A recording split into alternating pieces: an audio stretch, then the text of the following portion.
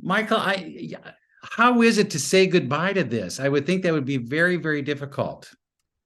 It is. It's you're correct in your sentiments. Yeah, it's definitely difficult, but it's I don't know. It doesn't feel like it's ended just yet. Especially we still have all this, and we're going to France together, and we still have this group text chain. So it's I don't think it'll ever quite feel over, but I know the reality of it, and we're not going to be filming anymore, which is devastating.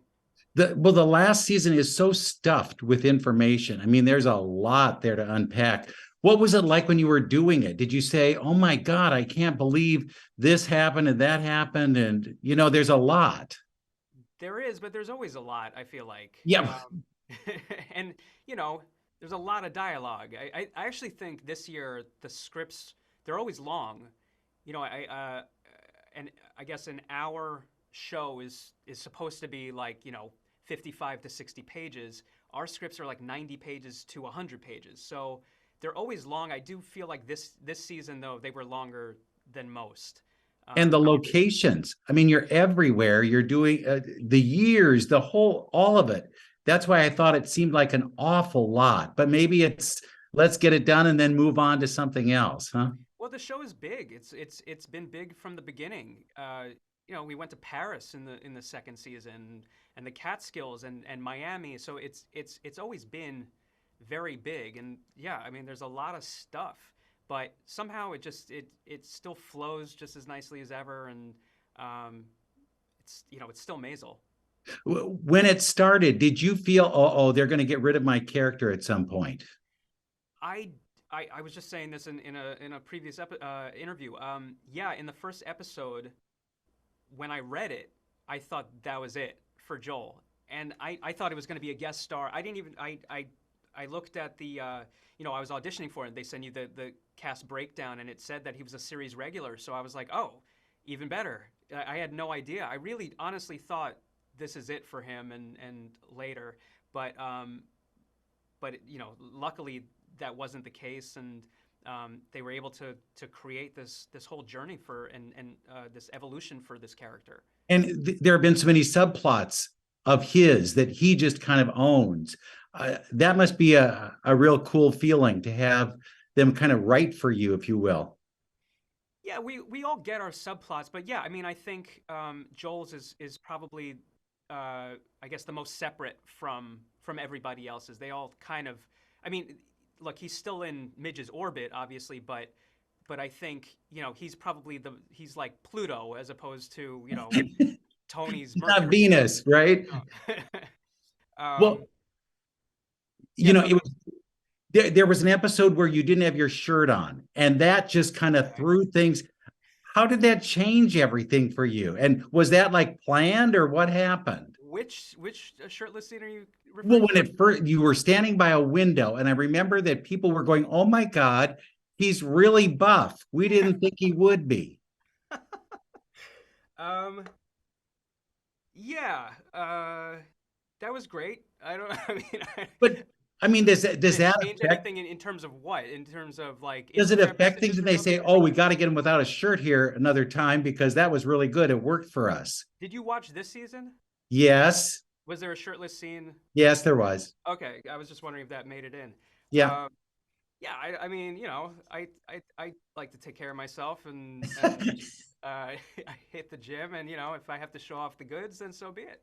Very good. That's the way you should always think like that. But what will you miss about this show? Because you had such a huge cast and of really great people. Well, that's what I mean. That's in it. That's it in a nutshell. Is the cast. I'll miss everyone terribly. And really, it's not just the cast; it's the crew. It's our writers, Amy and Dan. Obviously, I'll miss everything about this show. Literally everything. This has been the greatest experience of my life so far. Work wise. I don't. I was just talking to Tony and Kevin Pollak, and they were saying, by the way, there's no way you're gonna top this. So like they felt bad for me because they they were saying they're like you have like years and years left. We only have like three, and and and I'm it's over for me basically. But I mean, I don't believe that, but I do believe that it's going to be very hard to top something like this. Do you think it's because of the writing that made it such an iconic show, or was it something else? Is it spending a lot of money and doing a lot of things, making it bigger than normal? I think that the money certainly helps. Luckily we had Amazon behind us, and anything really Amy and Dan wanted, they got, because I think, Amazon loved this show just as much as we did. Um, but what was the first part of the question? Well, did you think that it was going to be this big, this kind of whatever, or was it the writing that really kind of sold all of this? I mean, it's everything. It's really everything. It's the writing. It's like I said before, the crew. I mean, we had people at the top of their game in every whether it's lighting or set design or acting. I mean, it was just the whole project was just lightning in a bottle, and I think that's really just what made it so special. But yeah, did I have any idea? I didn't know that it was going to be this big. I knew people were going to like it. I liked it, so I think I've got pretty good taste, and my if you look at my resume, like I've done really good shows before, and I've done shows that people watch, but this took it to a new level, and right out of the gate, we got nominated for all these awards, and we won. And we won the Golden Globe, and that was like, okay, yeah, we were right. Like, this is something special, and now then we had to top that. And you got the Emmy, so there you go. Yes, we did. Talk about though Amy as a force. I have my views of what she'd be like. I always see her in a hat, and I always think she's marshaling troops. But is it like that, or what is she like on set? She's honestly just the best. You talked about the writing. It doesn't get better than that. And honestly, like, I'm a little sore about the fact that for the past couple of years at the Emmys, she's not even nominated for writing. I mean, this is the best written show on TV. Yes, there's Succession, there's all these other shows, but like in terms of comedy, it doesn't get better than this. And it's so rare for me to read something, especially when I'm home alone and I laugh out loud. That doesn't happen. And that's been happening on this show from day one. The minute I read the pilot, I was laughing. And so yeah, she's just, there's a level of trust involved with her that is unparalleled, that I haven't experienced with anybody else.